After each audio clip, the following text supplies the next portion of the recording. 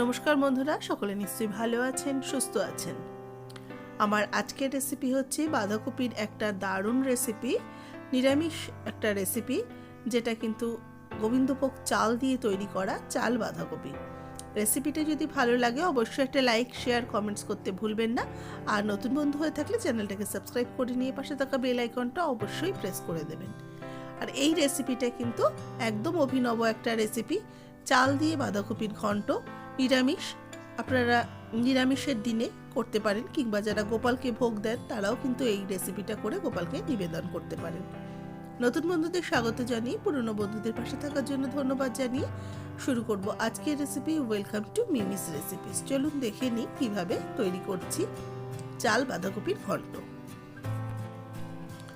কড়াই বসিয়ে কড়াইতে দিয়ে দিচ্ছি সর্ষের তেল। তেলটা ভালো করে গরম করে নেব। এখানে আমি প্রায় 1 টেবিল চামচের মতো সর্ষের তেল দিলাম। তেলের মধ্যে একটু বড় বড় করে ডুমো করে কেটে রাখা আলুগুলোকে প্রথমে ভেজে নেব। আলুটাকে একটু লাল লাল করে ভাজলে খেতে বেশ ভালো লাগবে, সেই জন্য প্রথমেই কিন্তু আলুটাকে বেশ একটু লাল লাল করে আমি ভেজে নেব।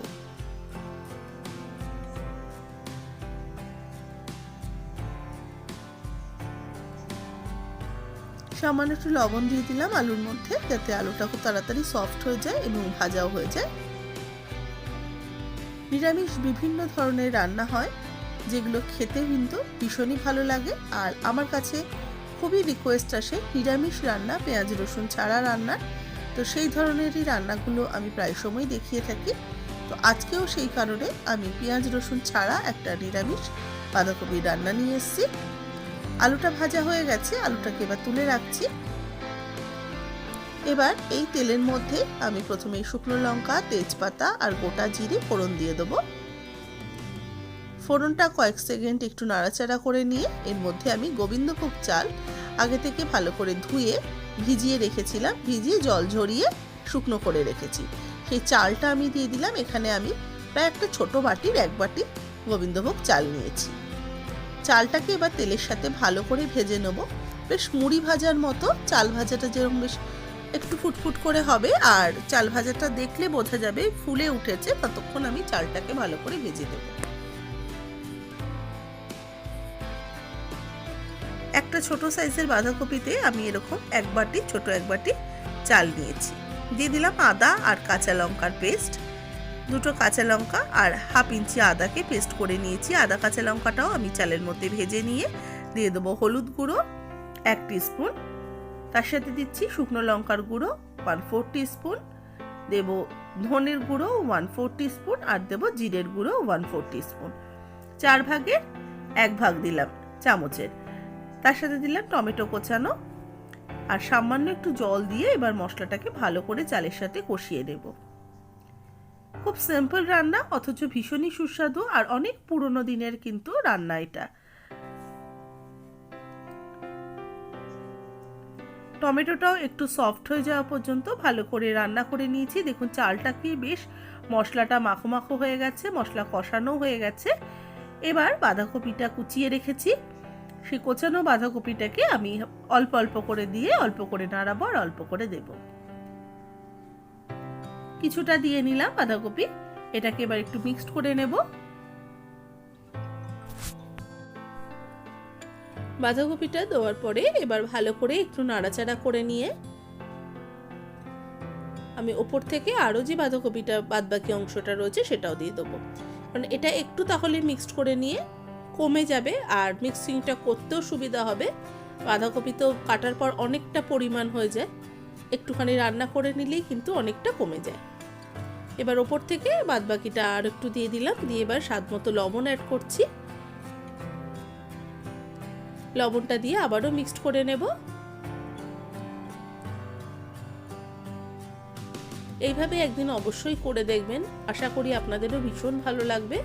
চাল দিয়ে বাঁধাকপি কিন্তু বেশ অভিনব একটা রান্না, নিরামিষ রান্না, বেশ ভালো লাগে খেতে। ভালো করে মিক্সড করে নিয়ে এবার এটাকে ঢাকা চাপা দিয়ে রেখে দেবো, যাতে বাঁধাকপিটাও বেশ সফট হয়ে যায়। মিনিট 5 মিডিয়াম ফ্লেমে রেখে ঢাকা দিয়ে রেখেছিলাম। বাঁধাকপিটা দেখুন বেশ অনেকটা নরম হয়ে গেছে, এবার নাড়াতেও কিন্তু অনেকটাই সুবিধা হচ্ছে। এবার ভালো করে এটাকে আবার মিক্সড করে নেব। এবার এর মধ্যে ভেজে রাখা আলুগুলো দিয়ে দিলাম। আলুগুলো দিয়েও বাঁধাকপির সাথে ভালো করে মিশিয়ে নেব। সামান্য একটু জল অ্যাড করছি, কারণ চালগুলো কিন্তু এখনো সেদ্ধ হয়নি, সেই কারণে একটু অল্প করে জল দিলাম। ভালো করে মিক্সড আপ করে নিয়ে আবারও আমি কিছুক্ষণের জন্য এইভাবে ঢাকা দিয়ে রেখে দেব।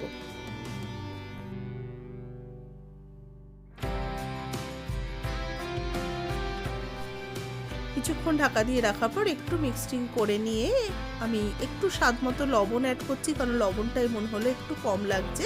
আর তার সাথে দিচ্ছি স্বাদ মতো চিনি বা মিষ্টিটা নিজেদের টেস্ট অনুযায়ী অবশ্যই অ্যাড করবেন। আর কয়েকটা ফাটানো কাঁচা লঙ্কা অ্যাড করে দিচ্ছি। এবার এই সমস্ত কিছুকে আবারও আমি কিছুক্ষণ মিশিয়ে নেব। আর এই বাঁধাকপিটা কিন্তু যেহেতু চাল দিয়ে ঘন্ট হচ্ছে, বেশ ঝুরঝুরে হবে। চালটা একটা দেখে নেব সেদ্ধ হয়েছে কিনা। চালটা কিন্তু মনে হচ্ছে সেদ্ধ হয়ে গেছে। এবার ওপর থেকে হাফ টিস্পুনের মতো গরম মশলা গুঁড়ো ছড়িয়ে দেব, আর দিয়ে দেবো 1 টিস্পুন ঘি। গরম মশলা গুঁড়োটা দিয়ে ভালো করে মিশিয়ে নিয়ে এটাকে এবার সার্ভ করে নেব। এবার এটাকে সার্ভ করে নিয়েছি। দেখুন একদম তৈরি হয়ে গেছে চাল বাঁধাকপির ঘন্ট। রেসিপিটা ভালো লাগলে অবশ্যই লাইক, শেয়ার, কমেন্টস করতে ভুলবেন না। আর নতুন বন্ধু হয়ে থাকলে চ্যানেলটাকে সাবস্ক্রাইব করে নেবেন। আর আমি যেভাবে বানিয়েছি অবশ্যই বাড়িতে একদিন তৈরি করে আমাকে জানাতে কিন্তু ভুলবেন না।